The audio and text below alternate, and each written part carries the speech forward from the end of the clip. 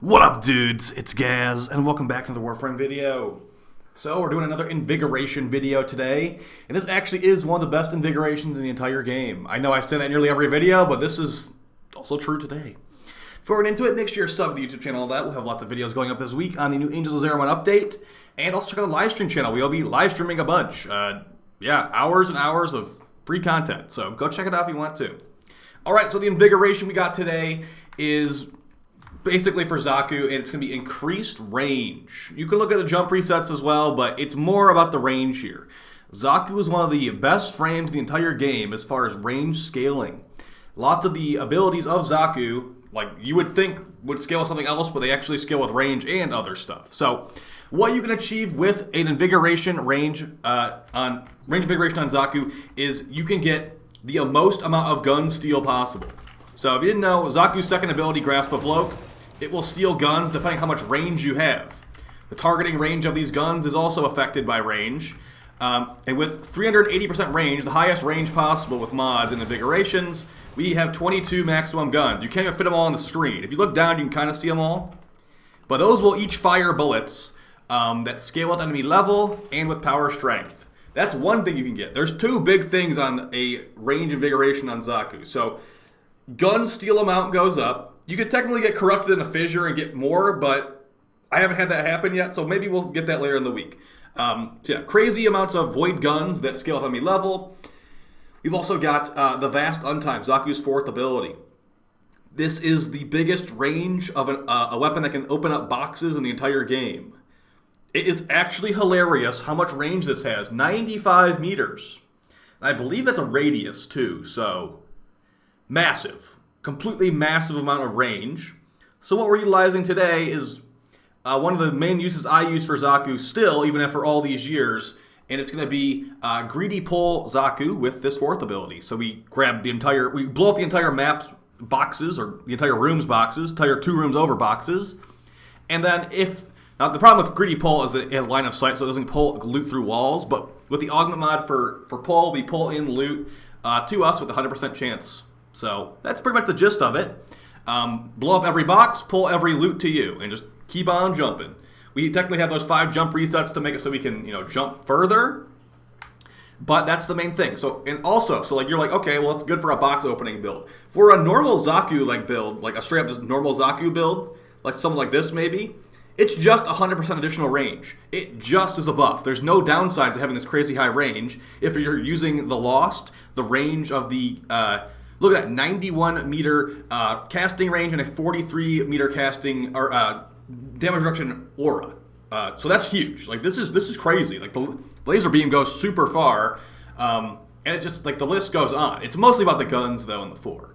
So what you can expect with this, let's just say you are on a standard Zaku build. Let's just get in some heavy gunners. You will remove their armor and you will remove their weapons so they can't even shoot at you. This is not really a full Zaku guide, but I'm just showing you what is possible. Now, I think Zaku might be pretty good for those new missions. So if Zaku is good for the missions, there will be a new Zaku video coming out this week. But yeah, as you can see, like you fire the gun so fast, the game audio kind of glitches out. Like the firing sound effects are kind of like overlapping over each other. And if you had 200% strength, you do full armor strip, but that's not what this build was meant for. So yeah, when something fires so fast it glitches the game out, that's when you know you're in for a good time. Alright, let's get some gameplay on the screen. Basically, the general gist of it is I'm going to show you opening boxes on Fortuna, which is something I've been doing. Now, since the Angels of Zariman update's coming out in 2 days here, I have been basically padding my resource amounts for the open worlds. I have a feeling every single open world's resources will be utilized for this Deimos mini open world thing, guys. So I'd say, if you are looking to play for tomorrow or today, maybe get some of these crappy infested resources you don't want, like infested tubular mass or whatever it's called. Like there's seriously so many random infested resources that something like this is pretty good. Now keep in mind, if you're doing what I'm doing in this gameplay footage, not every resource will drop. I believe some of the mega rare like fish parts and gems won't drop from this. That's going to require either fishing, mining, or Requiem Tower farming. That is not what we're doing here. But as you can see, the fourth ability for Zaku will break open boxes through walls, but Greedy Pull will not pull loot through walls. So it's a little bit of, a little bit anti-synergy, but there is no other way to pull loot to us like this in the entire game. I guess besides like Itzel's Cosmic Crush, but the range on that is extremely limited compared to the 95 we have on pull at this point. So yeah, I would say that this is if this is useful to you, if you like Zaku, this is a top priority override and like Helminth Invigoration to look out for. Just range. Like you could technically get range and efficiency, but I didn't need efficiency on the loot box build. For our normal Zaku build, that'll probably be better. If you have like 200% strength, all that, like you need to run some very specific mods on Zaku to get these amounts of strength for the full armor and shield strip. And like I said, there'll probably be a Zaku video out later this week because I have a feeling Zaku will be very good for the new update. But until then, this is going to be the loot box Zaku build from like last year. And yeah, I definitely could highly recommend it. Now, of course, Limbo can do this too. Limbo's range is lower, but the benefit Limbo has over this is that Limbo can aim where his Cataclysm will explode. Zaku, it's a explosion on their person. It's not like I'm aiming the 4 in any direction. It's just around you. You are the impact of the explosion with Zaku, but with Limbo, you can pick the impact of the explosion, which is useful in some situations.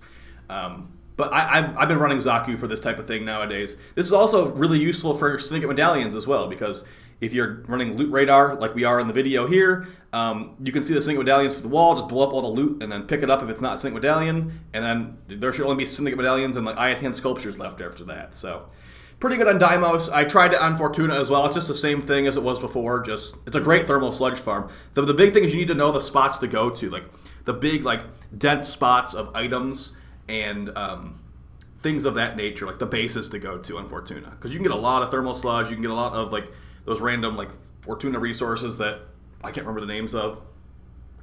And I guess it would technically work on planes as well. It's definitely the least useful on planes. I'd say in terms of like, box opening potential, number 1 open world is Deimos. Number 2 is Fortuna. Number 3 is the planes.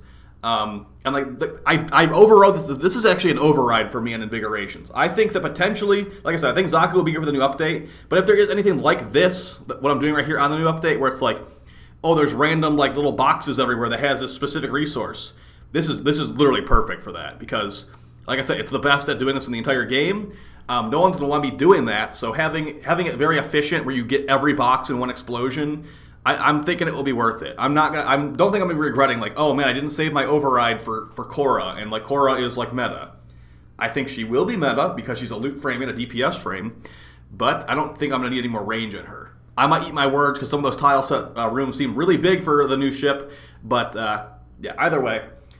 I hope you guys found this video helpful. Like I said, it's just show what is available. These Invigoration videos, like you can't really replicate them unless you have the Invigoration, but that's the thing. If you know the Invigoration is good from one of these videos, then I solved what I wanted to do with this video, which is inform people. So I'll see you guys next time. Let me know if you have used Invigoration. I think it is a pretty popular one. It's one that a lot of people do talk about because of the hilarity from the maximum gun steal and the big 4. So I'll see you guys next time. Take it easy. Peace.